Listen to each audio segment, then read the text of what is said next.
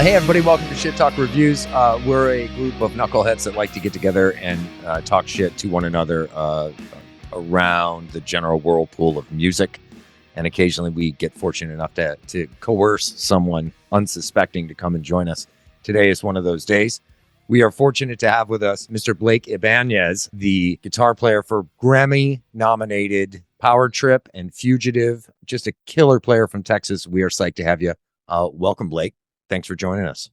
Oh, thank you. Appreciate you guys having me. So let's just jump into this. So Power Trip comes back with Seth. And tell me a little bit about how that happened and how that came to be, because it had happened a lot faster than I was expecting. How did that come to be? Well, it really just happened because we had been doing, we started Fugitive a couple of years ago, and that was kind of during a time when Power Trip was pretty much, not really a thing. I mean, we never really broke up, but obviously with everything that happened, it was just sort of like, I was trying to, we were trying to figure out, what to do, but obviously it was understood that we weren't doing what we were. So it just took a while, and I was just going, Seth was, he's one of my close friends, and he lives in my town, and, I knew he was a singer, obviously, but at that point, he hadn't really made a lot of records or anything like that, and this was just kind of a fun way, we started playing together with Fugitive, and it was just like, let's just get in the studio and just see what happens and work together, and it turned out that we worked really well together, because we were already good friends, and, he had sort of turned a corner, I would say, as a vocalist, as far as I can tell, with his other band, Skourge. So like I kind of heard something he did with them before we started Fugitive, and I was like, oh, I knew you were, a good singer, but I didn't know you were doing this. So once I heard that, I was like, well, why don't we just try to do something? And I was writing some new music, and I just kind of wanted to do something for fun, and it just, I didn't really know how it was going to turn out. I was just hoping for the best, but we worked well together. So anyways, we started doing that, and played a good amount of shows and some bigger shows. But we just played a lot, and I kind of saw his progression as a singer, and I think he did too. I mean, his confidence level and just everything. He's been singing in bands as long as we've been a band. He's been singing in fronting bands since the late 2000s, but he's always been like local hardcore bands and stuff. So it was a little bit of a different level of expectation, and just he hasn't really. I don't know if he'd been in a band or worked with someone maybe like me that was so, had such a vision for what I wanted him to do. I think maybe in his other bands, it was a little bit more like they kind of left the ball in his court, which is cool too. But I think he liked me pushing him to like do more and to hone his craft a little bit and to bring out the best in him. So like, I think I was able to do that pretty well. So, what is an example of pushing a singer for those people who like John has a home studio, so he understands it. But for those who don't know what goes into recording and bringing the best out of somebody on a recording, what are the kind of things that you would push him to do? Well, like, it was the same thing with Power Trip when we were in the studio. I mean, Riley obviously was a great lyricist and would come up with a lot of his lyrics before we got together, but in terms of delivery and how, when I write and arrange, I always kind of know where I want everything to go. So, and that was the same thing. So with Power Trip, it would be like, I would kind of be like, look, here's where I hear everything going. This is how we arranged it. This is the verse and the chorus. Sometimes he would go another direction on certain parts, and we would kind of meet in the middle. But overall, it was like, hey, this is how we put the song together. Here's the verse, here's the chorus. Don't sing right here. This is the break, whatever. And I just kind of did the same thing with him, and we kind of worked through it together. And I'm not so much of a lyricist, but I can throw a line or a word, or I'm pretty good with phrasing, where I want things to land. But I think with him, it was about like honing his voice. So like me kind of telling him what to do, what not to do in terms of like how to sing and phrasing and all that stuff. Songwriting.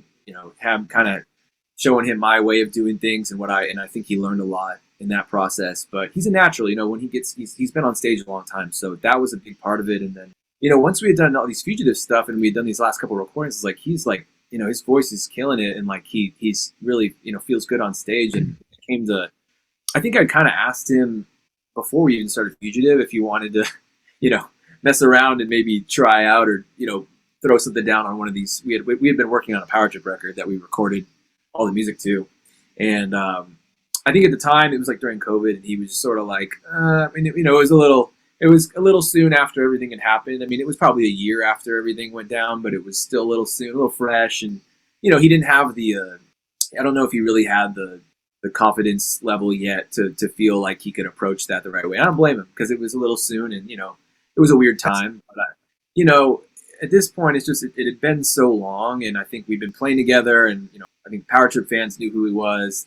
When it comes to like what we're doing, we don't really have, with in terms of Power Trip, like I had really no desire to reform the band if we couldn't do it the way we wanted to do it. With people that we want to work with, like we come from a scene, so it's like, we're not going to just like hold YouTube auditions for a guy that sounds like Riley and then like, bring him in. It's like, it's going to be someone that's a friend of ours, that's from our world, that like gets our, that's from our scene. And like, I just think the way it worked out, like, it had been long enough with, since Power Trip had played, it was less, it's not about, filling any shoes. I think people need to understand that, I mean, we're not even really a full-time band, we're just playing some shows. So it's really just about playing the songs again and kind of honoring what we did and celebrating the songs and doing it, a different way. I think we realized that getting someone that sounds just like him would have been really weird and really,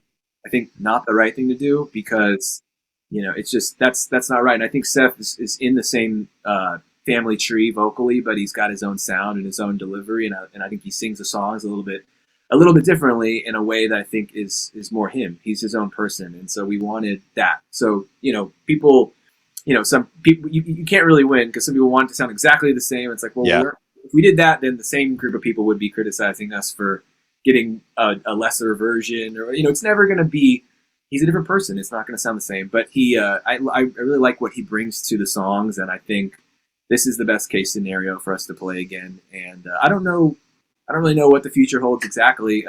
We're still very much invested in Fugitive, and we're actually kind of working on we have like 10 songs for the album, and we're like finishing vocals. So yeah. Blake, I was just going to ask you where you're going with Fugitive now, because I would assume that Fugitive, like you just said, eventually a full album will come out. But was Fugitive, and I'm new to Powerhouse, like we discussed earlier. But Power Trip, you bonehead. Power Trip. That's why it's called shit talk reviews. I apologize, Power Trip. But was this more of an outlet for you? Perhaps maybe there's things you couldn't do in Power Trip that you brought to Fugitive, and I guess where does that go now with Power Trip? How do you balance both now? Yeah, I mean, Power Trip is still kind of a reunion band, so I think the only objective we have right now is to play all the songs for people that either never have to see us or want to see us again. And it's been a long time, so we don't, there's a lot of music that I spent a lot of time writing, and a lot of songs that one day we may take a crack at. Maybe, I don't know. I mean, like, part of me is like, I started this new band, and it's sort of it's my thing, and it's like, I can write a new story, and also like I've somehow been able to find a pretty definite line between the two bands in terms of like, there's riffs that could go either way, but like, it's a different tuning. It's like, I'm playing a lot, the fast songs are not quite as fast, but they're a little more rocking and ripping. And then the slower stuff's slower, and there's double bass, there's more groove. So like, there's definitely a big contrast between the bands. Not to say that it doesn't sound like stuff I write, but it's, I feel really confident in the difference of the bands sonically. So the other thing is like, I started the band, and the guys in that band were, they kind of pulled me out of the mud, and it's, I have, you owe it to them, right? You feel like you owe it them to not, I'm not trying to bail on it. And I also love the music that I'm writing for this band.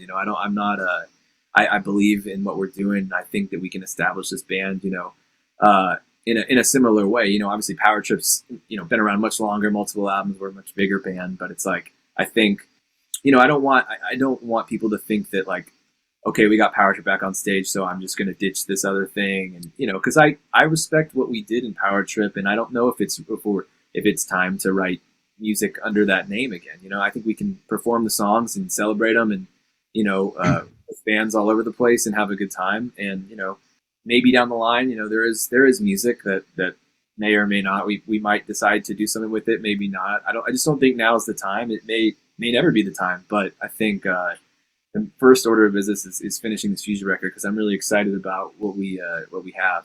It's kind of a continuation of the last thing we did, the last couple songs. But there's Blast Furnace is just a head crusher. You put it out, and I remember driving around with my kids, and my kids are in the back seat, just going like this, and then I go down and see these two assholes at our real job and drive way too fast. When you put that out, Standoff too, just holy shit, dude, awesome.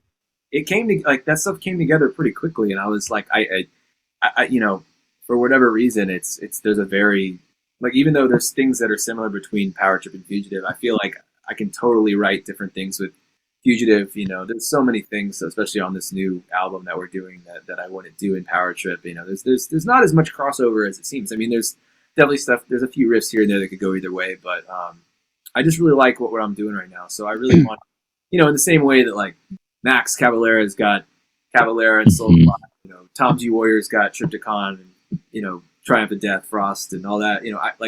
I want to have different avenues to make music, and I think when people hear the record and even the stuff we've done already, they can tell, okay, I see how this is different, and how these two bands can be different.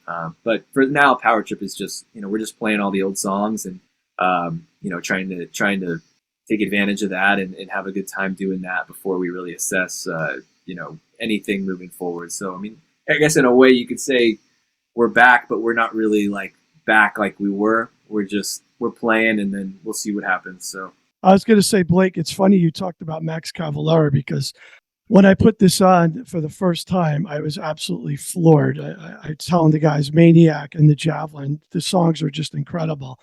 But the riff on the Javelin, just that basic riff, sometimes it just takes a simple riff to just have a song so powerful, and it reminded me of that. And you do remind me a lot of Max Cavalera, for sure, with the riffs, just phenomenal stuff. I just wanted to mention that before we moved on.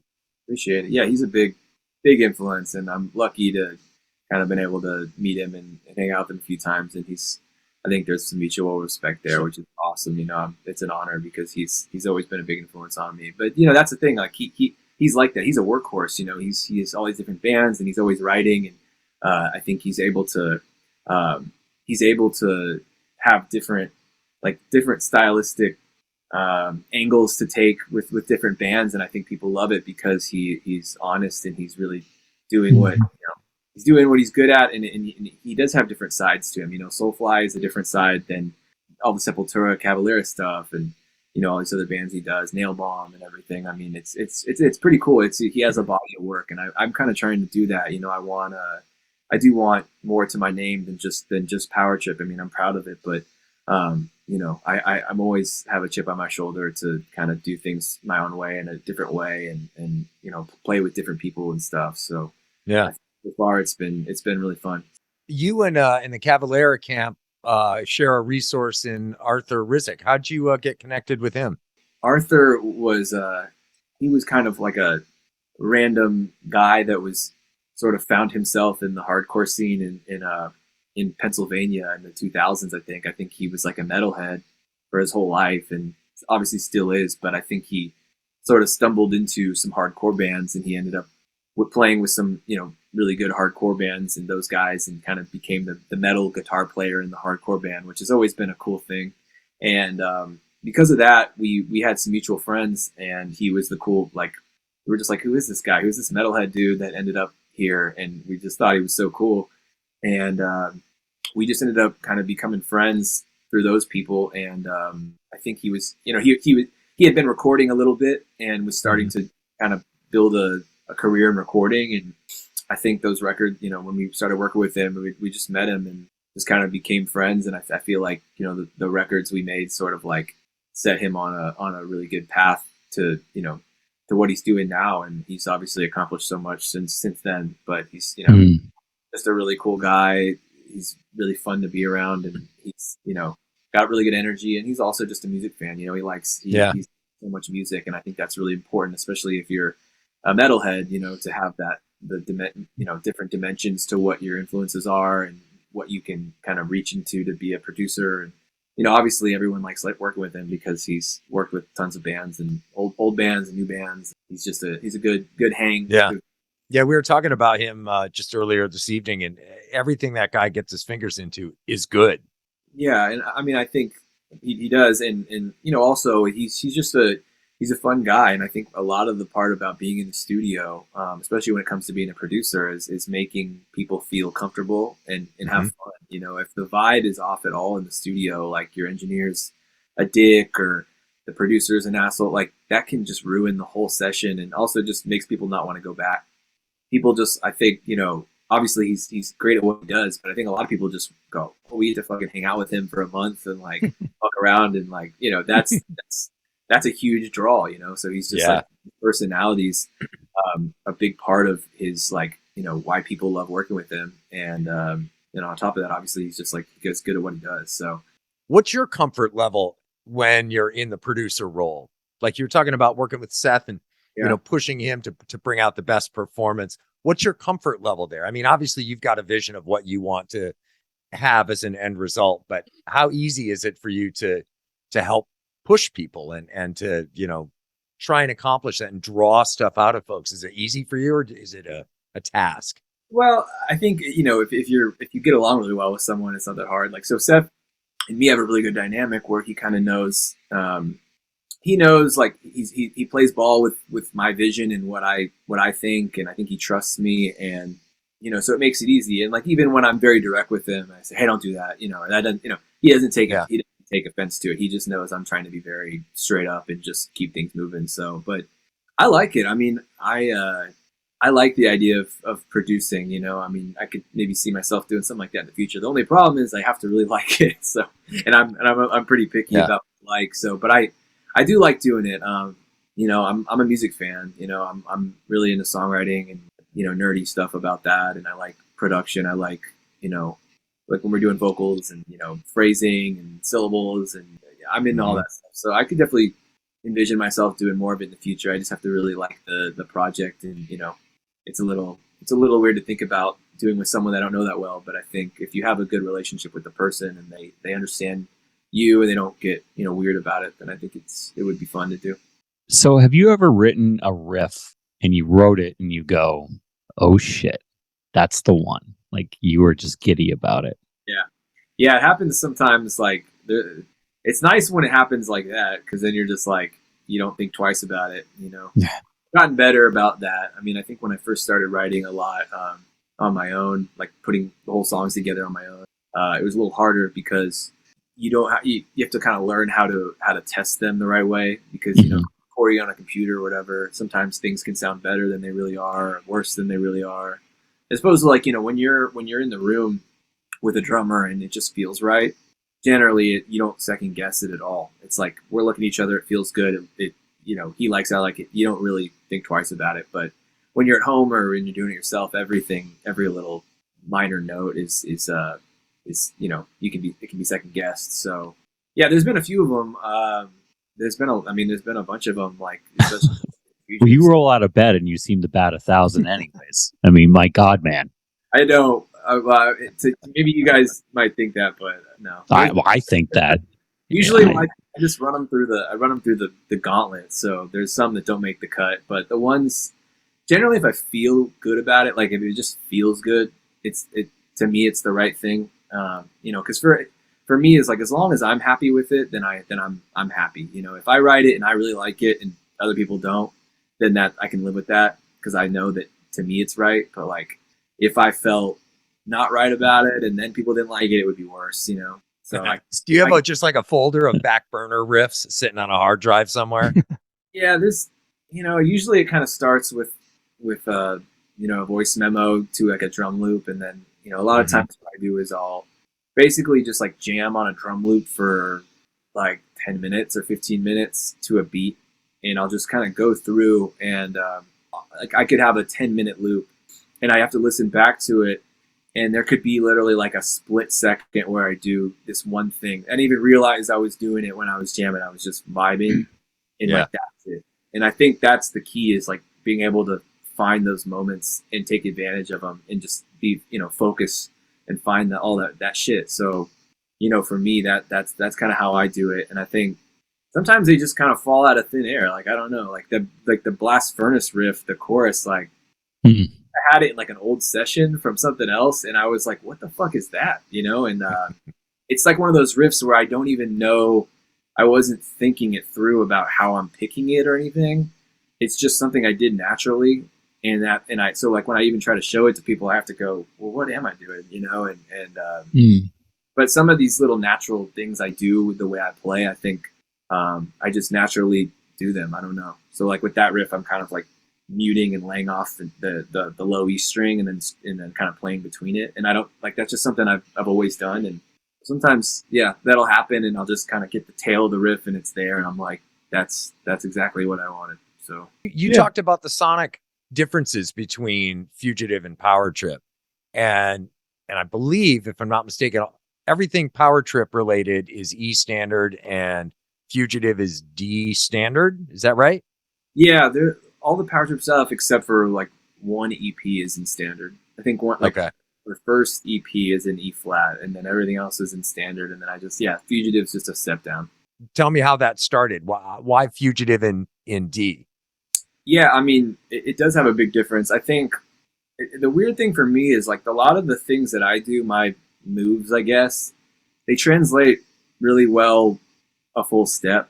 But like for some reason, when I went down a half step, some of the things I do, they don't translate that well. Like you can play all the Power Trip stuff in D and it sounds cool. I don't know if Fugitive to Power Trip would work the same way. Cause like sometimes just that step down just makes certain chord progressions sound better. But like for some reason, the half step just like it doesn't work so well. So, and obviously, I mean, that's not as much of a departure. Like a full step, it's like, okay, this sounds like a different thing. So Yeah. I think I started. I was gonna like fill in for a band on tour that shall not be named, but I was learning their songs, and so I had my guitar tuned down, and I think I just started writing that way because I was like, this is fun, and I was because once I started playing in that tuning, I was it was like kind of digging into some of the influences that I like that are a little lower tuned, like Repulsion and obviously Celtic Frost. I mean, they're not necessarily lower tuned all the time, but just that dirtier, nastier thing. Little bit of like black metal stuff. I wouldn't say I'm a huge black metal guy, but I really like the beginning, the kind of the primitive stuff where it's sort of just thrash or speed metal, but with a little grimier, so Bathory, and so there's stuff like that too. But I just thought it was fun because it was like I think writing all the material for the Power Trip record that never happened was sort of it took me a while, and there's a lot of good stuff, but it was at the end of it, writing all those songs, I was kind of like, okay, I'm ready for a new frontier. I feel like I kind of maxed out on what we were doing in that tuning. At least at the end of that, I mean, could be different now if I went back to it, but I just felt like I need to open up some new doors, and I love groove. I like having a little more space for riffs. I like stuff like that. So I think opening up the new, it was like a new road to kind of, and that felt good. It was like, oh wow, I've never been able to play that chord and have it sound good, So it was fun, and it still is, It's. Are you doing anything differently in terms of gear for Fugitive, or was it pretty much you just carry over the same pedal rig, amps, the whole nine? Yeah, it's pretty much the same. I play different guitars, like and for Fugitive in the studio, I'm always playing a Les Paul. Okay. I really love my Les Paul that I play, I play it every day. So I have a standard. That's kind of my at-home guitar. Live, obviously, I play my Jacksons and stuff. Mm-hmm. I'm really comfortable on those. And they have the Floyd Rose, so I got to have that. But it's pretty much exactly the same. I mean, it's simple. It's just a tube screamer and an 800. But yeah, but it sounds huge, man. I mean, that's like a tried and true combo. But the thing about it is it can go any way you want it to. I mean, the way that you play and your pickups and your strings, all that dictates how the 800 is going to respond and what kind of 800 it is and what year. there are variables, but that is one thing I always say I love about that amp is that it just everyone sounds different. You know, it's like it responds to all the little intricacies of how you play. You know, so how you pick what kind of pick you use. You know, how much you're digging in. You know, all that stuff dictates how that amp sounds. So yeah, that's a year now, and yours is an 86. Is that right? Yeah, I know that the Marshall guys out there, they peg the years, man. yeah, they're literally every single one is. I feel like it's different. I'm sure if I got another one of the same one I have, it would sound a little different. But yeah, it's great. I mean, I've played a lot of them, and it's my favorite one. There's just something about it. You know, it's got like this balls thing. It's got the vibe. It's got the vibe. Yeah. Yeah. Well, I appreciate you indulging me. I will bore these guys to Gear fucking tears talking about and lots of gear porn. Listen, I have to ask, Crossbreaker, you know, when you wrote that riff, what was going through your head on that one? Well, it's funny you say that because actually that's one of the ones I didn't write. But Really? I love giving credit to the person who did. Yeah. Oh. So you know, me and Ulsh, you know, with all the power stuff, we sit in the room and we hash it out. And it generally I'll generally bring in, you know, back in those days, I would bring in a few riffs. You know, okay, I think this is the verse. This is the bridge or whatever. Like I have riffs in an order, I guess. But we would always sort of play them, and you know, he would do something that I'd respond to or whatever, and you know, we would kind of roll into the bridge, whatever that is. But that song, you know, I brought in the verse and yeah, pretty much just like, you know, sort of the intro verse and the layout of the song, even the end part. But I was like, I don't have a chorus riff. It was like, it worked out really well because he was like, what about this? Oh. That guy can write some fucking riffs, you know? Like, when I ask him, because I'm always like, hey, if you got anything, I'm down to check it out. Like, I'm always open to it. I just want it to fit what we're doing, you know? So sometimes he'd either just be like, nah, like, or he would maybe show me something that was cool but didn't quite sound like what we were doing on this record or whatever. And because he writes a lot of stuff in lower tunings, and you know, he does punk stuff, but he also, you know, Mammoth Grinder is death metal band. He's really good at writing riffs. I'm always like, come on, dude, like I know you got something. But with that one, yeah, he just had that riff, and I was like, yo, that's badass. Like it's pretty gnarly, yeah. I wouldn't have done that, you know. I think I may have had one little maybe adjustment to one of the parts of the riff at the end of it, but he, you know, that riff is his, so that's like one of two riffs or so that he's contributed, but it was awesome and it just kind of fit like perfectly in that song. I was just like, it's nice when it works out that way. Yeah, that's cool. It worked out yeah, that's his riff. So let's talk about the future. Is there anything you can tell us about the new Fugitive record that you're proud of? People might be surprised with. You know, anything you can indulge us with within the realm of reason. Well, we did sign to a label, and they're gonna, you know, it's gonna be good. Finally, have, you know, in my whole career, I feel like I've never had a real label with real resources. So we have that now. That'll be announced whenever we put the songs out or whatever. But great label, got a great, you know, A&R and, you know, people behind it. We're gonna record with a really cool dude that's done a lot of awesome shit, so I'm excited for that. And yeah, I mean, we don't have all the vocals done. We're still working on that, but I have, you know, the songs that I've written, I'm like, I really like them. It's kind of like it dives into different things, but I think it all sounds like the same band. So it's you know, I think people that like what I do and like power trip and stuff are gonna really like it. I mean, there's some different stuff on there too. Like there's a couple songs where I'm pretty excited to work on the vocals because they're definitely a little different. And I don't know if ambitious is the right word. I guess you could say they're a little ambitious, but I'm excited to see what happens. I really like the music though, and I like, you know, it feels like a little bit of a different thing, but also something that will fit really well into all the other stuff I've done. And I'm just excited for people to hear it. You know, I've been spending a lot of time on it and listening to it a lot on my demos, and it's fun because, like I said, it's sort of, there's this avenue that I didn't really go down in Power Trip, you know, where it's like our songs just kept getting faster. So I couldn't really do the slower, faster songs. Not slow, you know what I mean? Like more like early Metallica, or more, you know, where you can really hear the chicka chickas in there.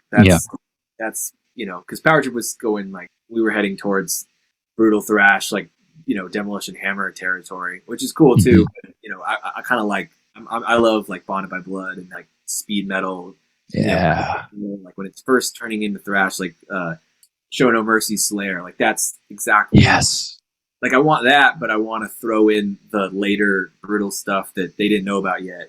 Like we have the advantage of getting to take advantage of all the shit that came later and integrating it into the early stuff. So that's like I'm mixing together all the stuff I love, like from the Celtic Frost, but with Bonded by Blood and with Bathory, shit like that. Like just kind of finding the through line, all that stuff that happened later, and so I think it's cool getting to do that and have a little more space for things to happen. It's not just a million miles an hour. You know what I mean? What are you listening to right now that might surprise people the most? Something that, maybe outside of the general metal arena?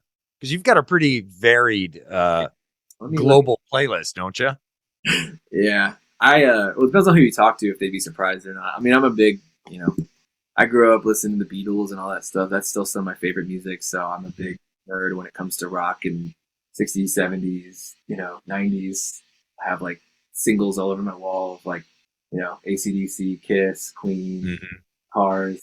Listening to right now, I mean, I've been listening to the new Red Cross album. Do you guys know about Red Cross? Yeah. Yep. They just put out a new record, and I love them. Been listening to, Rat. Can't go wrong. Yeah, never That's go wrong awesome. with Rat. The Seller. Yeah, I love that record. All sorts of stuff. Have you heard of Judy Sill? Mm-mm. Not familiar. There's a documentary just came out about her, and she was a singer-songwriter woman in the 70s, and she made these like legendary records. But it's the same classic story of like had problems and turmoil, and it never really worked out. But everybody in every cool band like worships her. So I've been listening to some of her stuff. What else? Yeah, stuff like that. I'm actually coming more and more back to metal these days. I had a period where I wouldn't say I was listening to it, but it was like I try not to get too close to it sometimes because I don't want it to take over what I'm doing. Sure. And obviously, like I've heard the records so many times, and I play shows all the time. So there was definitely a period where it was like not listening to as much metal, but I've come back around where I can sort of enjoy everything equally, and I don't have to feel like I'm, I don't know, something's taking precedence over the other. I can just enjoy everything. So You're not cheating on yourself. yeah. For a while, I was like, I'm always trying to get ideas for songs, and it's like, obviously the classic metal records have great songwriting, but it was like I was always trying to come up with new ideas for songwriting, and like I get a lot of my arrangement and songwriting inspiration from like I'm a big like power pop fan and rock music fan, so it's like I'm always trying to figure out how to write like a really concise banger, like something without any fat, and that maybe like makes you go whoa at one point in the song, because like the riff comes back in a cool way. And that always happens in like a lot of rock songs, like Thin Lizzy and stuff. Like the arrangement where they'll bring the chorus back at the end in a really exciting way, or even like Kiss, AC/DC, right? They made a living doing that. Yeah, like AC/DC is a perfect example. Like and like you were saying earlier about the simplicity of the riff. Like that's what I do. Like I always just write like 3 or 4 riffs for a song and just have that. And arrange them in a way that's catchy and that people can just like have something to chew on. So isn't it amazing though that it could be the simplest riff that strikes a nerve that people gravitate to, and who knows, you might be a riff away, right? It always is. And so I'm way into that. I want like AC/DC is one of my favorite bands because they're really good at like finding a riff and a groove. I mean, they have some songs with one fucking riff, and that's so inspiring, like. Another band that's really good at that I always bring up is Alice in Chains, because they'll have like, it's amazing. They have like a song with 2 riffs, and you're just like, that doesn't feel like it's 2 riffs, but it is. So I love bands that are economical when it comes to songwriting, and they less is more. I think that's the key, and I think it's just about how you present it and how you arrange the song to make it really memorable. And I'm way into that. Well, you definitely captured that in the Javelin, because that was an phenomenal song, and just a simple, it wasn't anything crazy, but man, it just hit me to the core. At least great song, Blake, just phenomenal. I mean, it's funny because I know a lot of people like that song, and I'm like, damn, we should have just made it into like a real song, because because it doesn't have really any vocals. So I'm like, is it really a song? I mean, I guess it's kind of like a Redneck Stomp, you know, Obituary has Redneck Stomp. Like that's like people love that song, but it doesn't have any vocals really. So it's like sometimes I'm like, damn, we should have made that into an actual song with lyrics because it probably would have been even better. But I think when I came up with the riffs, I was just sort of like, I don't really hear vocals, and I really like how this is just an intro, and I just I didn't know where else to go with it, and so it was perfect. It is, but I'm like, damn, I kind of wish it had vocals because then it would have been like a real song, you know. But you know what? You can do it however you want, I guess. Yeah. Well, we are huge fans and appreciate your time, and congratulations on having, you know, many avenues now to scratch your musical itches, you know. And I'm thrilled that Power Trip's back. I'm thrilled with Fugitive. I love everything you've done so far. I know the guys do too, and you made a fan out of David J. So yes, you did. I am a Fugitive fan. You know, so I really appreciate that. It's you know, I every day I'm always just like really thankful that people like what I do and that I get to do this because it's, you know, I just feel very lucky that I've kind of been in this position to be able to play music and that people care about what I do and like what I do. It's like always it's always an honor to hear that. So I really appreciate. You're quite the talent, Blake. Believe me, you're a phenomenal musician. Before we let you go, can you give us just a little bit of insight about what kind of epic shit show the House of Strombo was?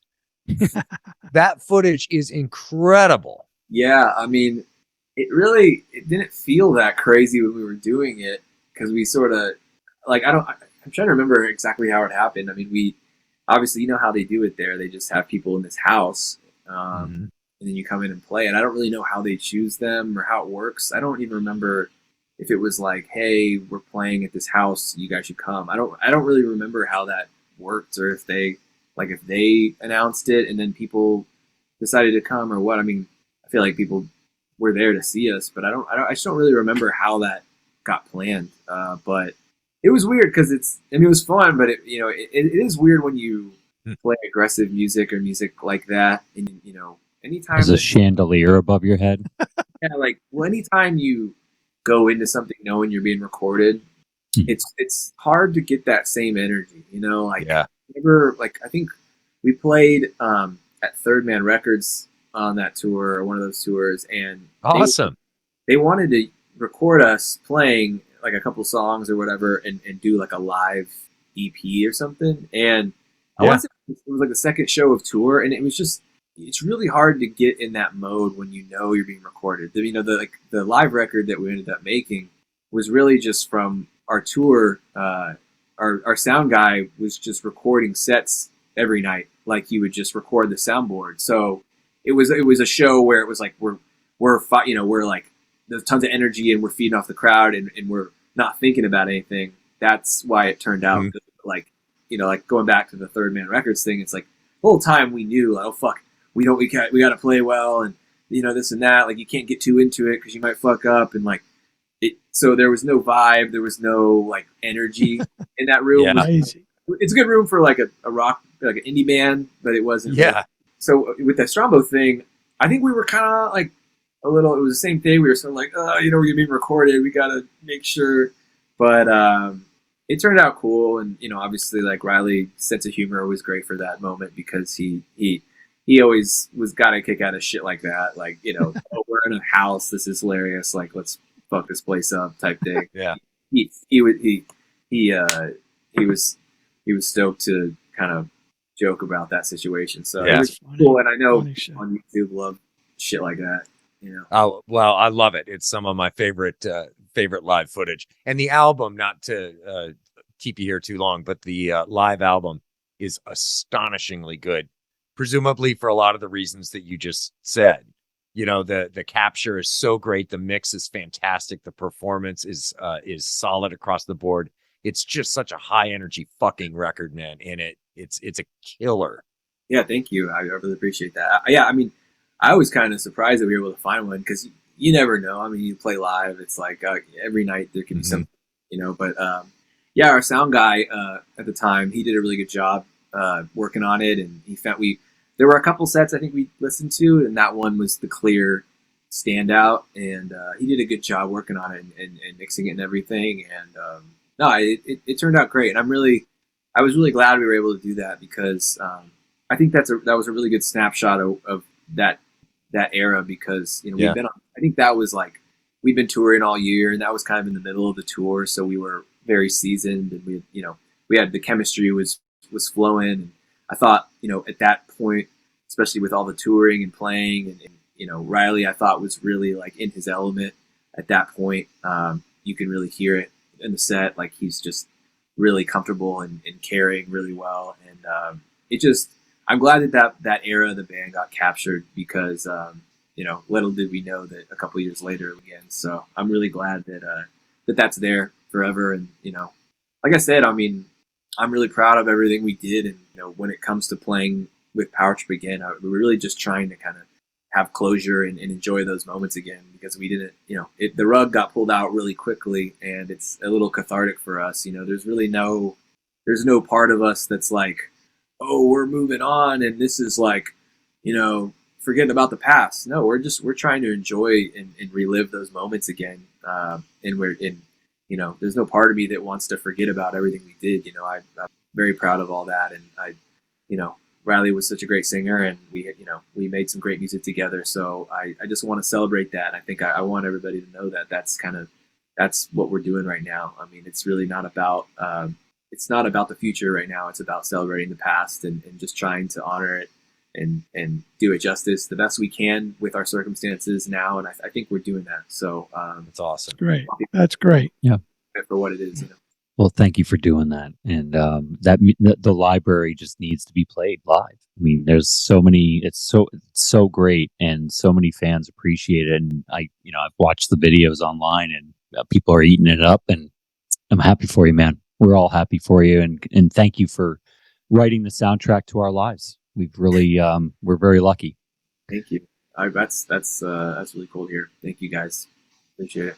Yeah, Thanks so much for joining us, man. Continued success with Fugitive and all the projects, and we're keeping our fingers crossed that you bring one of them through Florida, preferably the southern half. Yeah, right.